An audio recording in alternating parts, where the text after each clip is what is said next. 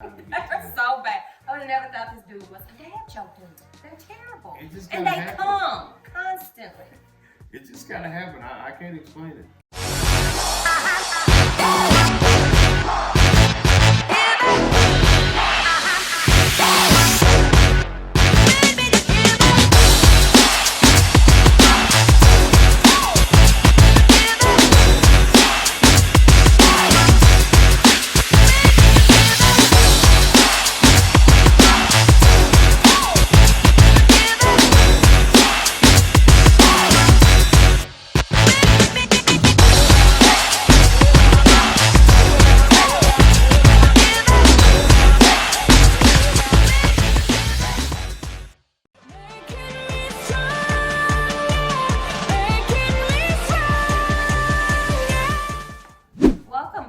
Another episode of Major Reconstruction.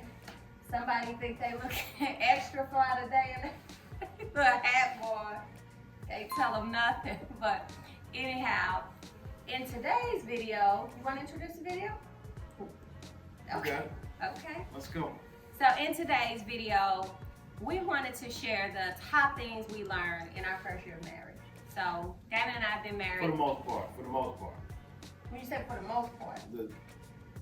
Our top is a lot. Okay. So fair enough. These will be, maybe this could be a 2-part series, but in part 1, these are the things that we want to talk about when we want. So yeah, so in this, we've been married just a little bit over a year, and I think some people think that first year of marriage is all rainbows and butterflies. That is not actually the case, but you do learn a lot of lessons, and hopefully you grow from them, and you're better and you're stronger. So jumping right into it, number 1, and I think this is something that actually ends marriages, and it's offense. So being intentional about not being easily offended. We live in such a sensitive society in general, and so everything offends us, and you can just be in a bad mood or sensitive. You know, sometimes Damon can be playing with me, and maybe the thing he's playing with me about is something I'm a little more sensitive about, and so I would just say, most of it. Be intentional about, see now, I could occur with him. Be intentional about not easily taking offense. Right. Want to add anything to that? Go. Come on. Okay. You on to something. Come on. Number 2, small words make a big difference. And let me just quickly say, these are things I've learned, not mastered. So please understand, I'm saying I've learned them, and I'm still working on every one on this list.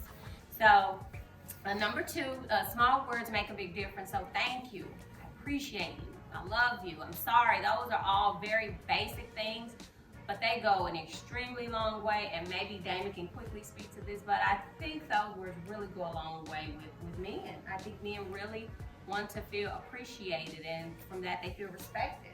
Yeah, absolutely. Just to be able to say thank you sometimes, you know, it goes a long way. Sometimes I think women don't feel like they may, even men too. Let me just not just put it on the ladies. I think people in general feel like things are just, they should be done, and maybe that is true, but a thank you definitely goes a long way to make you feel more appreciated. Also let you know, to let your other person know that they see what you're doing, and being very intentional about thanking you for what you're doing helps you to motivate you to do even more. Okay. So number 3, you have to fight together, not against each other. And so let me think of a quick example. So let's say finances, for example. Let's say you and your spouse are struggling with finances. You know, maybe you two are frustrated about that, so you find that you're at each other's throat instead of fighting the problem together, or whatever it is. One thing in particular for us that was a struggle this year was really finding our home, and so that can get intense. And so just make sure whatever it is, I definitely know that's something I've learned, that I have to learn to fight with him and not against him. Yeah, even something as small as preparing a meal, or the route that she goes to prepare the meal. Sometimes I will feel like, man, you're not doing that the right way. You need to do it this way. Sit back, let them operate. Let them operate in their space. It's more than one way to skin a cat. So that actually takes time, at least for me. Because I know sometimes that I've just been cringing, like, that's not how you do it. Do it my way. So just being able to sit back and just let her prepare the meal however she's going to do it, and just sitting back, and it still turns out good. Just being able to do that actually takes time, and have to think about it. Like, no, let me just sit back. No, I don't need to say nothing. So yeah. Number 4, this one is important. Love is a choice. It's not always about a feeling. It's just everything in marriage, love, forgiving, all of that goes with marriage. It is a choice. Yeah, when you ask people, what's the secret? I always hear people say, they laugh at that. They say there is no secret. They just continue to choose to, to work at it. So it's a choice.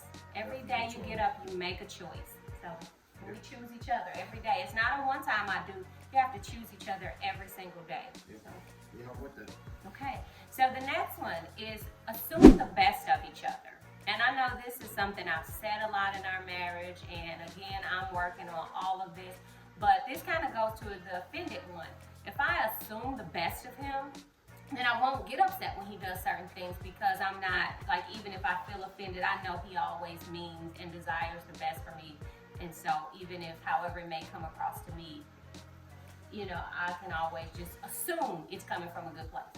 It may even be coming from a bad place that day, but if I'm assuming the best, then I'm not expecting and waiting for a fight. Yeah, I definitely have learned that skill from her. She said this a lot early on, and it resonated 300 and plus days down the line. But no, seriously, she has definitely taught me that. And before I speak, a lot of times, I always have to make sure to think about, let's assume the best. And once you do take that on full blown, then your actions actually speak to that a lot more. And some of the things that you would have said in the past, you actually think about those things before you say them. Now you're like, nah, you know what? You're not thinking the best of that person right now. Yeah. So, yeah. Because maybe they did mean that. Maybe they didn't come across that. Maybe that wasn't their intention. Yeah. So. Feelings on facts, right? Feelings aren't facts. Feelings on that facts. Is true. We're going to talk about that in detail in another short video clip. But yeah, that's absolutely true. Yeah. And the next one, being right is overrated. And this is one that I know is a struggle for a lot of people. It continues to be something that I have to remind myself of.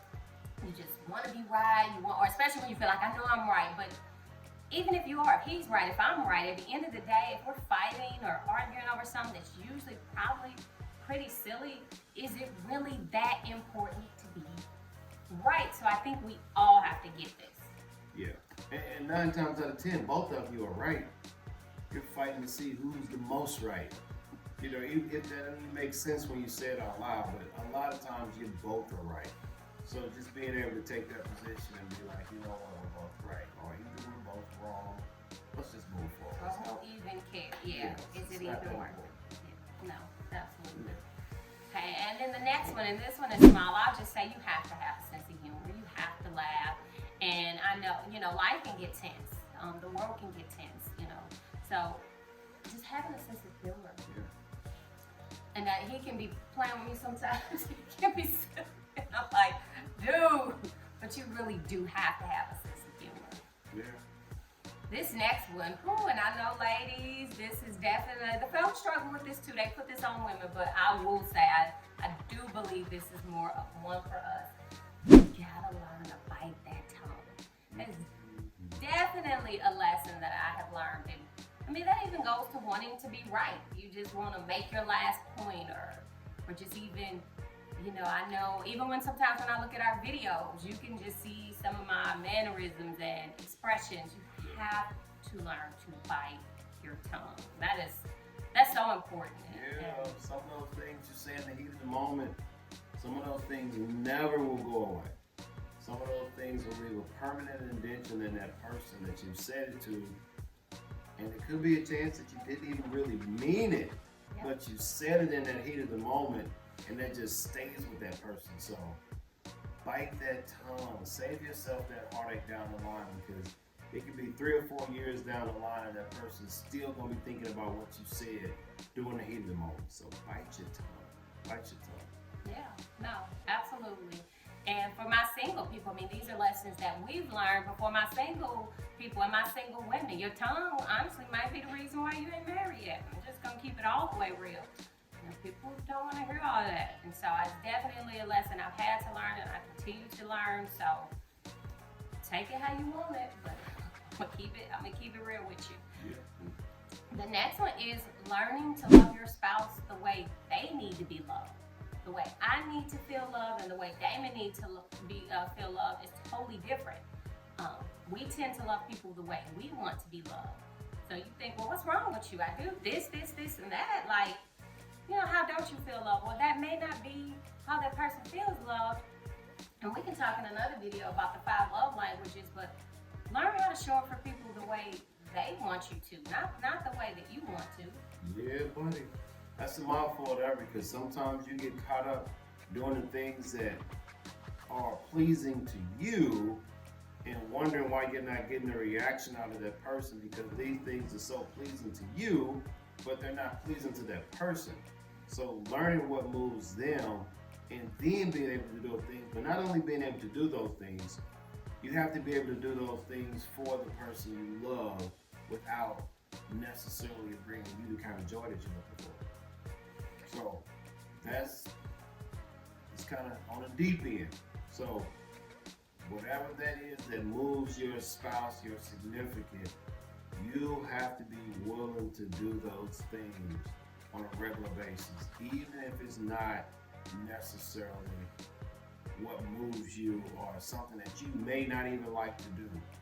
So, yeah. And you said something real important. You said you're doing those things and it's not getting the result that you were expecting. Because now you're pissed. You're like, let's say somebody that buys somebody a lot of things. I'm buying you all these things, right. But I think that was real key what you said there. Like, you're not getting the result. But to find out what that person loves, that's the other thing. Maybe you don't even know. So take time to learn your spouse and how they need to be loved. And then going right into the final one. And this one really we could have started with it, ends with it, but one thing I continue to learn in this life is there is really nothing that I can do without God personally.